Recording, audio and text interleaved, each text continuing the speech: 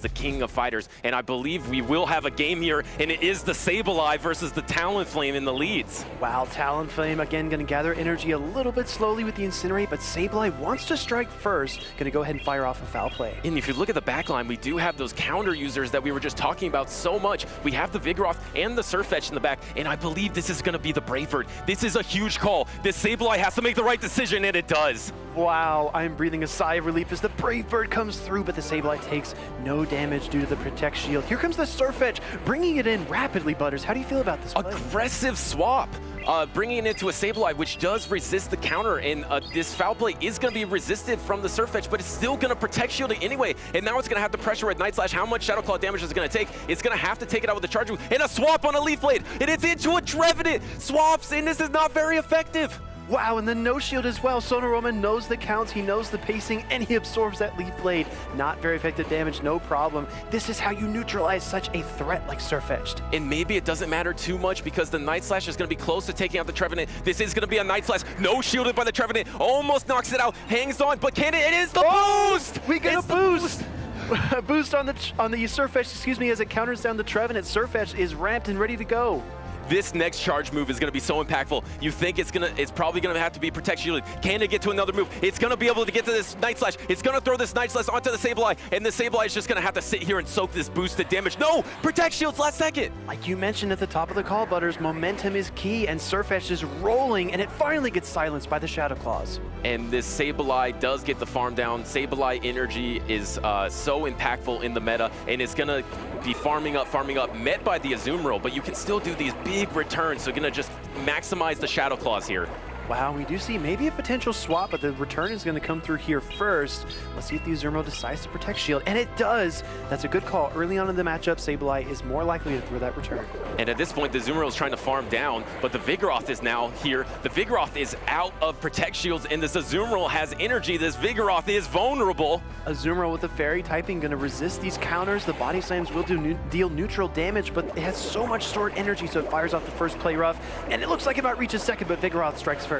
This might have been charge move priority. The Vigoroth is going to be going for this Body Slam here. Looks like the Azumarill pressed on the play rough. We're going to see if it registered. The play rough did register. This might be enough to take out the Vigoroth here. This is going to be very close, and Sableye is so low health in the back. What a great call. CMP was triggered. Vigoroth hangs on through that play rough. Doesn't get to a move though. Oh, and he swaps in to catch it on the Talonflame. My goodness. My goodness. The precision. Swapping on the Body Slam there.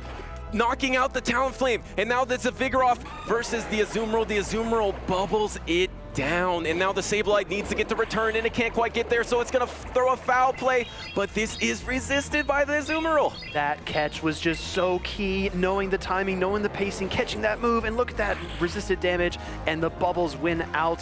What a razor-thin matchup. Wow, what a play there to catch that move on the Talonflame. I'm not sure if the Azumarill was going to be able to take the Body Slam plus the foul play, right? It had a good amount of health. I'm not sure if it was going to be able to take both, but there was still some health on Talonflame as well. Oh, absolutely. The problem with that matchup, though, is that the Talonflame had just fired the Brave Bird. It was essentially very low in terms of energy. It would have needed a lot of turns to get to a charge move, and maybe you can sneak in another charge attack from Sonoroman's side. So when we analyze the win conditions and we look back, I mean, that was just beautifully played by Gandalf. Yes, yeah, that was a beautiful catch, so precise. And these are the kind of high-level plays that you can see here where you know the opponent is going to be forced to throw a move or else it's going to faint. So it's low health. You back them into a corner, and then you force them to throw energy. Bam, you swap on it, you catch it, you make a big play, you get the victory.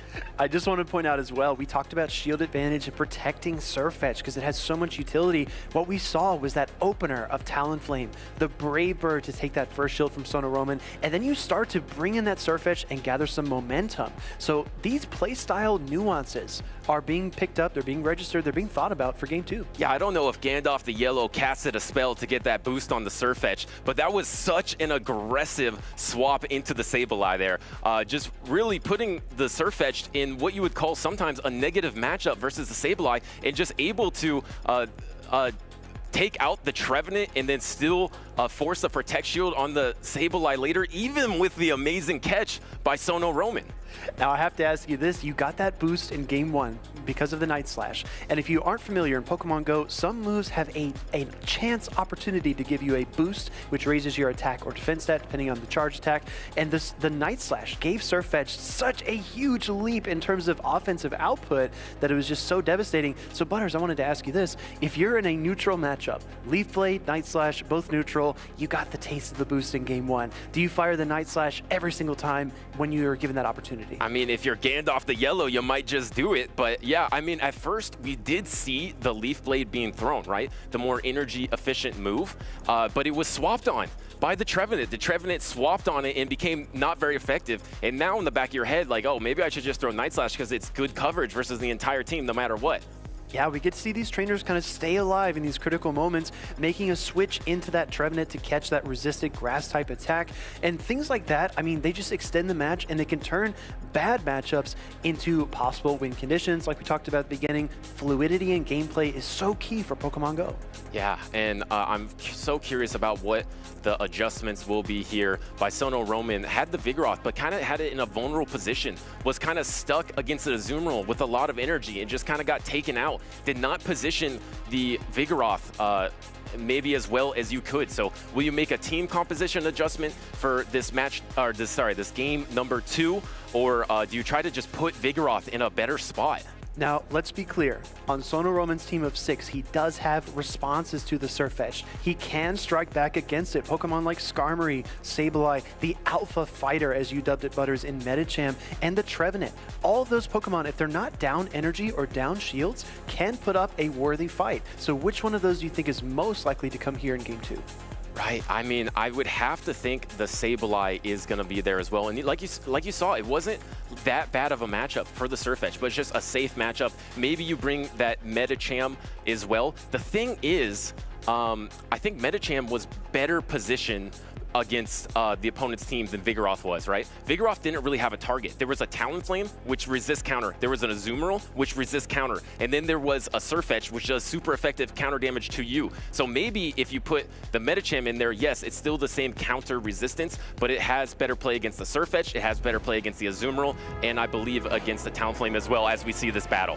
Game 2, Talonflame back on the field. Sableye, a familiar matchup that we saw previously in Game 1. This time, Sableye wanting to strike first, just like we saw, trying to apply some pressure to Talonflame. And trying to have good timing there on the Incinerate fast move. And it looks like it's going to go for a Flame Charge, throwing one option. Gandalf throws the Brave Bird, game number 1, and game number 2 is going for the Flame Charge. Oh, and the same result. We get a Protect Shield early on from the Sableye. That might be key in this matchup as Talonflame gathers another Flame Charge. It's going to strike back to back.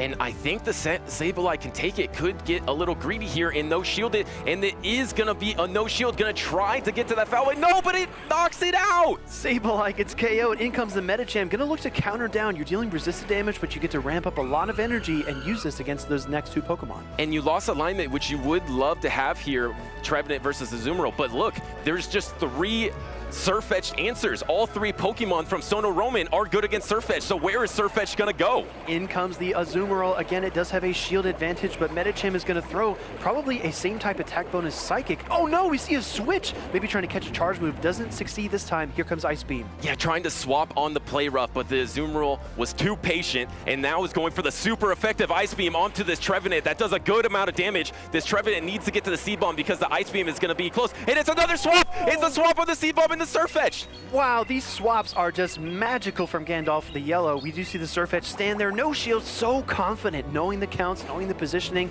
Now let's see if Sirfetch'd can put in some work as well. And that was actually a great throw instead of an excellent. I don't know if that was to farm down more or a little bit of an accident there. Here comes the Night Slash. Does GandalfTheYxllw get another boost? We'll have to find out here. And no boost this time. Didn't cast the spell. And now just have to go for the Ice Beam to take out the Sirfetch'd here. This is such a clever move. Knowing Medicham had maximum stored energy, he's going to no-bubble this and then try to get a couple more counters to gather some additional energy as they move into this Azumarill matchup. Azumarill still behind 2 Protect Shields, Butters.